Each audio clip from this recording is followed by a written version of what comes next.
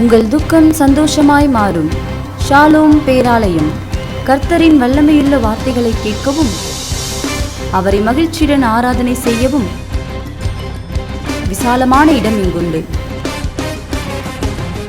சிறுவர் ஆலயம், youth arise club, ஆண்கள் ஐக்கியம், பெண்கள் ஐக்கியம், கிறிஸ்தவ புத்தக நிலையம், கிறிஸ்தவ நூலகம் என இன்னும் அநேகம் உண்டு. அப்போஸ்தலர் தங்கச்சன் மற்றும் சகோதரி பியூலா தங்கச்சன் உங்களை அன்புடன் அழைக்கிறார்கள். சந்தோஷமில்லாமல் நிம்மதிக்காய் அலைந்து திரிகிறீர்களோ? உங்களுக்கு உதவி செய்ய நாங்கள் காத்திருக்கிறோம். எங்களது முகவரி ஷாலோம் பேராலயம், காக்கலூர் சாலை, திருவள்ளூர். தொலைபேசி எண் 9789535258.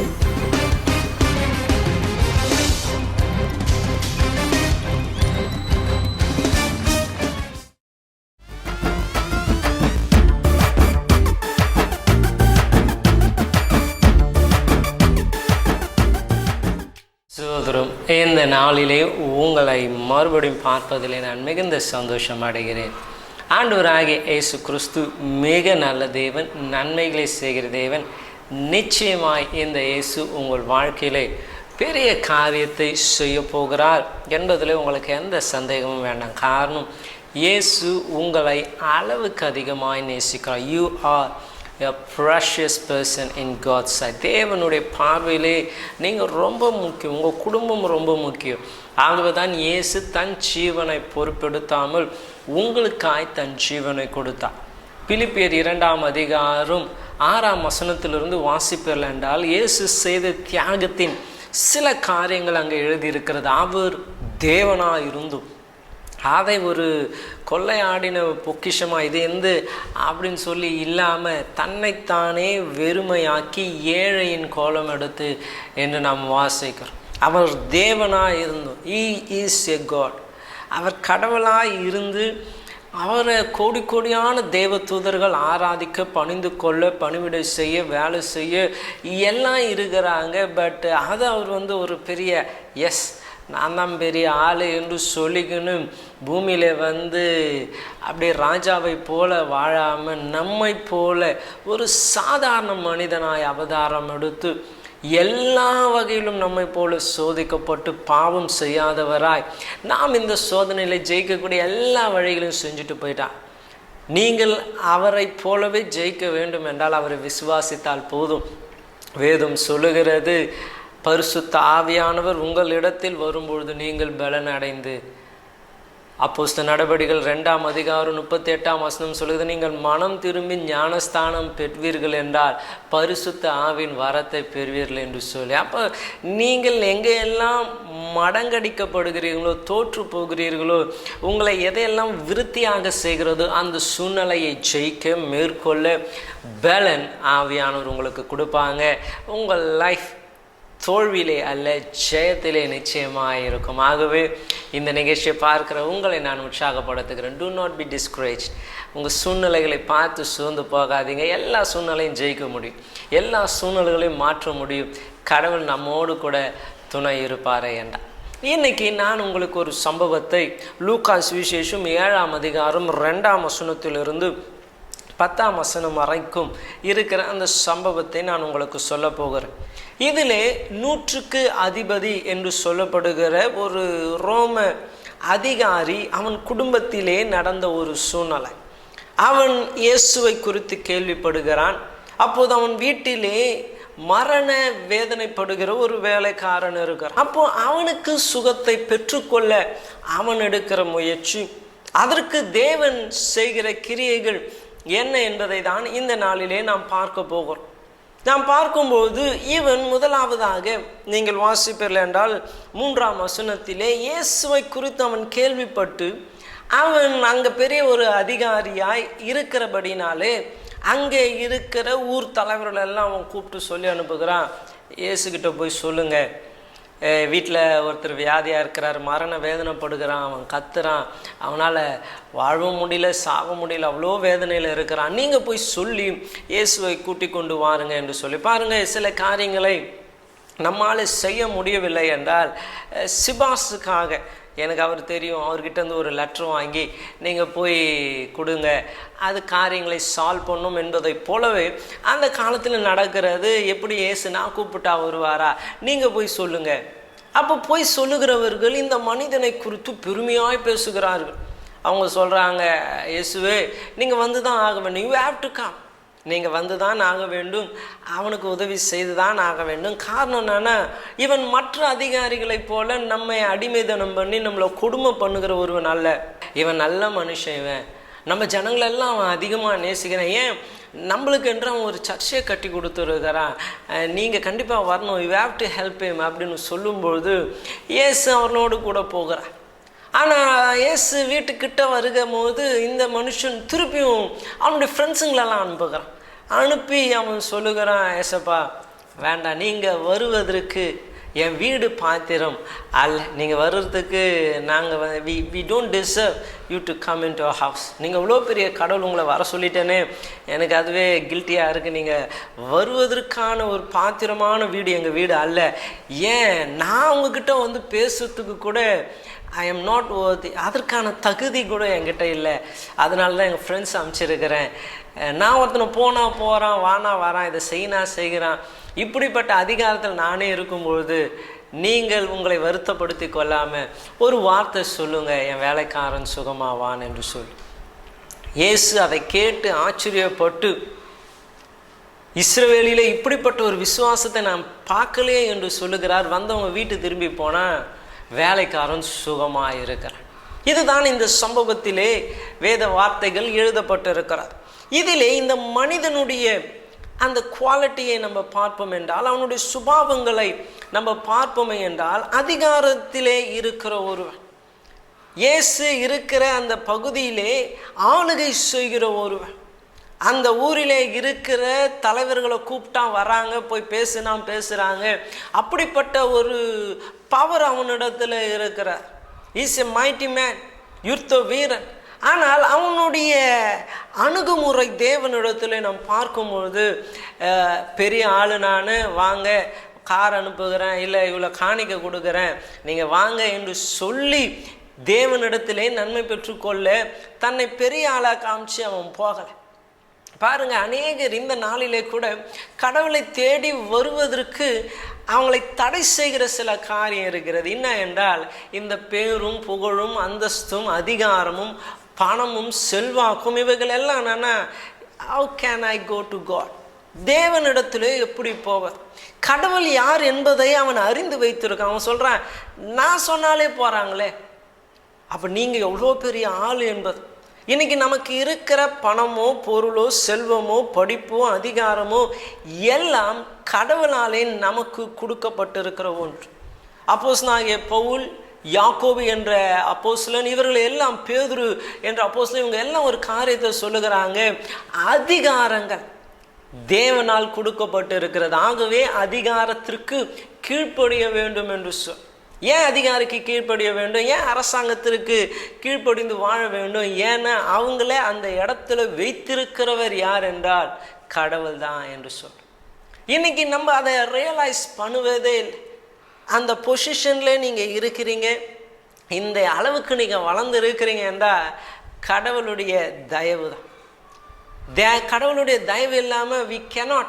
கடவுள் நினைச்சாருன்னா மேலே இருக்கிறவனை கூட கீழே கொண்டு வந்துட முடியும். ஏன்னா that is the power that God has. கடவுள்னு சொன்னால் அதுதானே, அவரால் முடியாத காரியம் ஒன்றும் இல்லை. வேதத்தில் அழகாய் சொல்லப்படுகிறது, மரியாள் என்ற ஸ்திரீ சொல்கிறாங்க, புழுதியிலே இருக்கிற ஒன்றுமே இல்லை, ஒரு டஸ்ட்டில் லைஃபே ஒன்றுமில்லாத வாழ்க்கை, அவர்களை தூக்கி எடுத்து ராஜாக்களோடு பிரபுக்களோடு அமர செய்யக்கூடியவர் கடவுள். ஒன்றும் இல்லை, பெருமை பாராட்ட ஒன்றும் இல்லை. ஆனால் இப்போ பெருமை பாராட்டக்கூடிய அந்த லெவலுக்கு கடவுள் நம்ம உயர்த்தின பொழுது இப்போ கடவுள்கிட்ட வருறதுக்கு நம்மளால் முடியல. ஐயோ இப்போ ரொம்ப வேலையாயிடுச்சு, ஐ எம் டூ பிஸி. கடவுளை பார்த்து ஜெபம் பண்ணுறதுக்கு சர்ச்சுக்கு வர்றதுக்கு 2 மணி நேரம் தான். பட் அந்த 2 மணி நேரம் கூட என்னால் கடவுளுக்குன்னு கொடுக்க முடியாது. ஏன்னா இங்கே பார்க்கணும், அங்கே போகணும், இதை பேசணும், அதை பண்ணணும், இங்கே சைன் பண்ணணும், அவரை பார்க்கணும், பல பிஸினஸ். ஆனால் அதிகாரத்திலே இருக்கிற இந்த மனுஷன் சொல்லுகிறான், ஆண்டவரே நான் உம்மை பார்க்கறதுக்கு கூட நான் தகுதியற்றவன், ஐ ஆம் ஒர்த்லெஸ். பாருங்க, இன்னைக்கு நம்மளுடைய உள்ளம் அப்படிப்பட்ட ஒரு உள்ளமாய் மாற வேண்டியது அவசியம். வேதம் சொல்லுகிறது, தாழ்த்துகிறவனை கர்த்தர் உயர்த்துகிறவராக இருக்கிறார், பெருமை உள்ளவனுக்கோ கர்த்தரே எதிர்த்து நிற்கிறார் என்று சொல். இந்த நாளிலே நம்மை நாமே தாழ்த்தி கர்த்தரிடத்துல வர வேண்டியது அவசியமாக இருக்கிறது. வேதத்தில் அழகா இயேசு ஒரு உவமை சொல்லுகிறார். தன்னைத்தானே நீதிமான்னு எண்ணிக்கொள்கிறவர்களுக்காக கர்த்தர் சொன்ன ஒரு உவமை. ஏன்னா 2 பேர் சர்ச்சுக்கு போனாங்க. அதில் ஒரு அப்படியே வானத்தை அண்ணாந்து பார்த்து கரங்களை உயர்த்தி அவன் சொல்லுகிறானா, பக்கத்தில் இருக்கிற இவனை போலலாம் நான் இல்லை ஆண்டவரே, உபாசம் எடுக்கிறேன், தசமபாவம் கொடுக்குறேன், நான் நல்லது செய்கிறேன், ஏழைங்களுக்கு கொடுக்குறேன் அப்படின்ட்டு அவன் செய்கிற பெருமையான காரியங்கள் எல்லாம் சொல்லி கடவுளத்தில் அவன் அப்படியே வேண்டிக் கொள்ளுகிறான். ஆனால் பக்கத்தில் வந்து இன்னொருத்தன் அவனுக்கு தேவனை நோக்கி தலையை உயர்த்தி பார்க்கறது கூட அவனுக்கு முடியல. அப்படியே மனம் குனிந்து கொண்டு அவன் சொல்லுகிறான், ஆண்டவரே என் மேலே இரக்கமாக இருங்க. கடைசியாக முடிக்கும்பொழுது இயேசு அந்த ஓமையினுடைய கன்க்ளூஷன் கொண்டு வருகிறார். இதில் யார் மேலே கடவுள் பிரியமாக இருக்கிறார் என்றால், ஐயோ இதெல்லாம் செஞ்சேன்னு பெருமை பாராட்டுகிறவங்கிட்ட இல்லை, வானத்தை கூட பார்க்க முடியாமல், தேவன் இருக்கிற இடத்த கூட பார்க்க முடியாமல் தலை குனிஞ்சு நிற்கிறானே, அவனுடைய ஜபந்தான் கேட்கப்பட்டது அப்படி என்று சொல்லி. காரணம் பாருங்க, இன்னைக்கு அப்படி தான் இருக்கும். காசு கொடுத்துட்டா எல்லா காரியங்களும் நடந்துடும் என்று. காசிலே மயங்குகிறவர் கடவுள் அல்ல. நீங்கள் எவ்வளோதான் காணிக்க கொடுத்தாலும் சரி, வேதம் சொல்லுகிறது, பூமியில் உள்ள யாவும் கர்த்தருடையது. பொன்னும் வெள்ளியும் மிருக ஜீவனம், ஏன் பூமியில் உள்ள எல்லா ஜீவராசிகளும் including all mankind belongs to God. எல்லாம் கடவுளுடையவர். கடவுள் சிருஷ்டித்தார், உலகம் அவருடையது, அதை யாரும் மாற்ற முடியாது. நீங்கள் ஒரு காரியத்தை கொடுத்து கர்த்தரை பிரியப்படுத்தணும்னு நினச்சா அது உங்களுடைய முட்டாள்தான். காரணம் என்னன்னா, God will not, you cannot bribe God. தேவனை லஞ்சம் கொடுத்து ஆஃப் பண்ண முடியாது. நான் தான் இவ்வளோ கொடுத்தேனே கடவுளுக்கு, இந்த சர்ச்சை கட்டி கொடுக்க நான் தானே உதவி செய்தேன், இந்த கோயிலுக்கு நான் தானே இது பண்ணேன் அது பண்ணேன், அதெல்லாம் கடவுளுக்கு இட்ஸ் நத்திங் டு ஹிம்.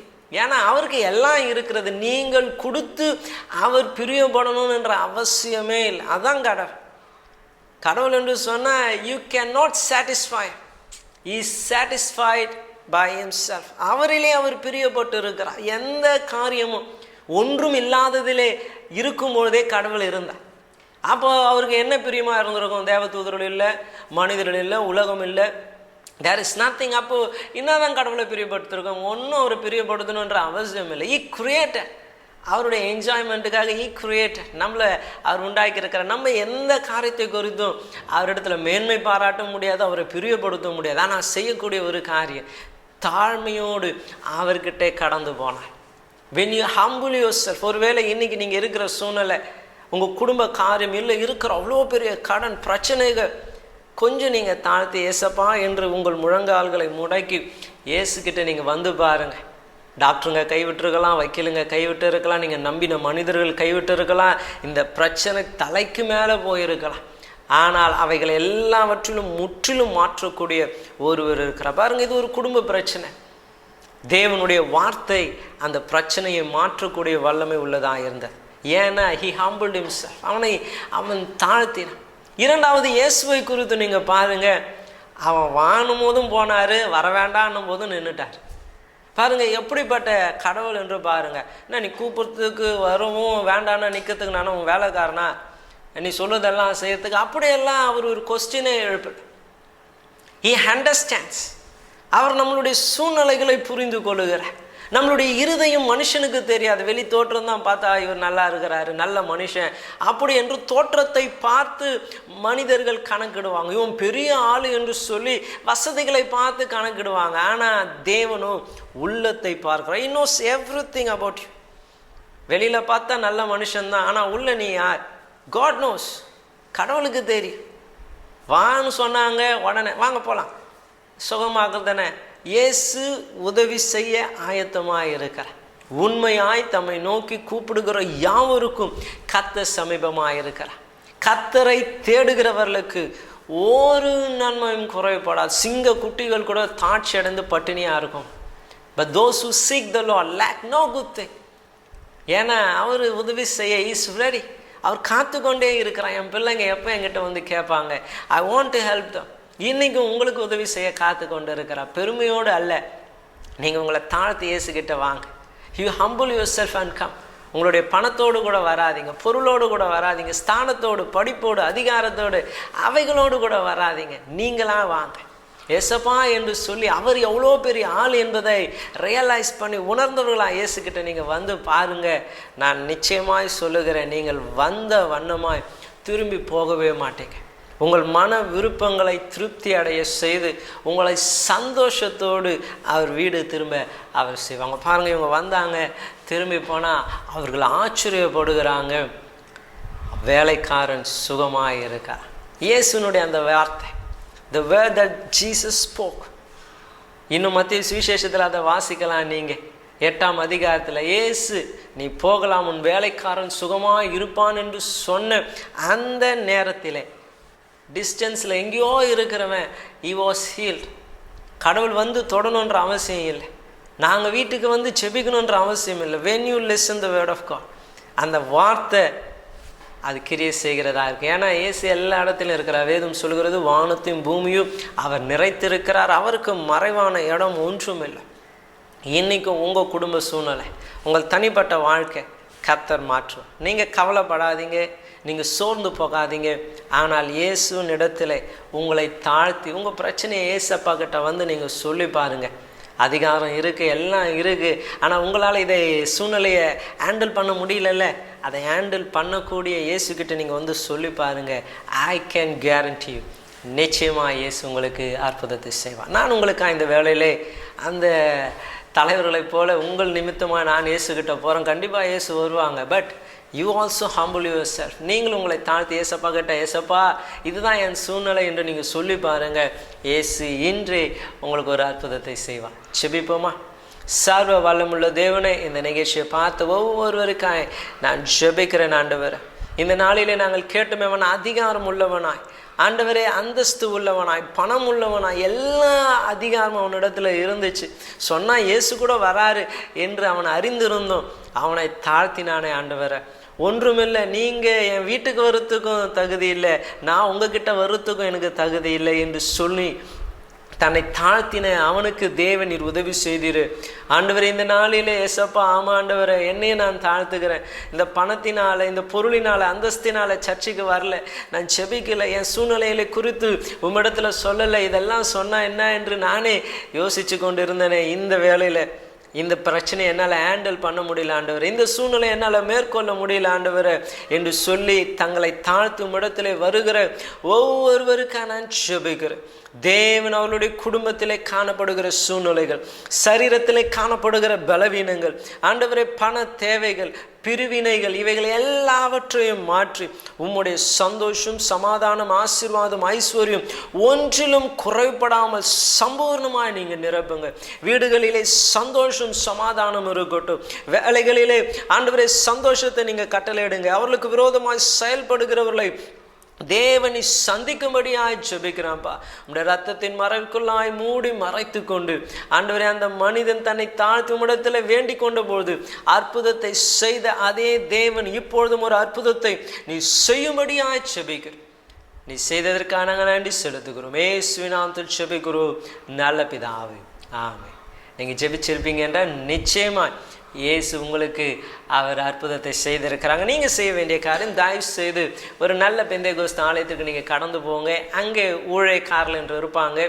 நீங்கள் அவங்கக்கிட்ட போயிட்டு உங்கள் காரியங்களை சொல்லுங்கள். நீங்கள் சொல்லும்பொழுது அவர்கள் உங்களை சொந்த குடும்பமாக ஏற்றுக்கொண்டு உங்களுக்காக செபிக்க நல்ல ஆலோசனை சொல்ல, உங்கள் வீட்டில் வந்து கூட உங்களை சந்தித்து உங்களுக்காக அவங்க செபிப்பாங்க. நிச்சயமாக இயேசு அற்புதங்களை செய்வார். எங்களுடைய ஆலயம் தூரத்திலே இல்லை, திருவள்ளூரிலே காக்லூர் ரோட்டிலே பூரண சுவிசேஷ தேவ சபை ஷாலும் பேராலயம் அமைந்திருக்கிறது. நாங்கள் ஞாயிற்றுக்கிழமை தோறும் காலை 9:30 மணிக்கு கூடி கர்த்தரை ஆராதிக்கிறோம். உங்களை வருக வருக என்று வரவேற்கிறோம். வாங்க. நிச்சயமாக நாங்களும் எங்கள் குடும்பமும் குடும்ப சபையும் உங்களுக்கு ஆசீர்வாதமாக இருப்போம் என்பதிலே உங்களுக்கு எந்த சந்தேகம் வேண்டாம். கர்த்தர் நிச்சயமாய் உங்களை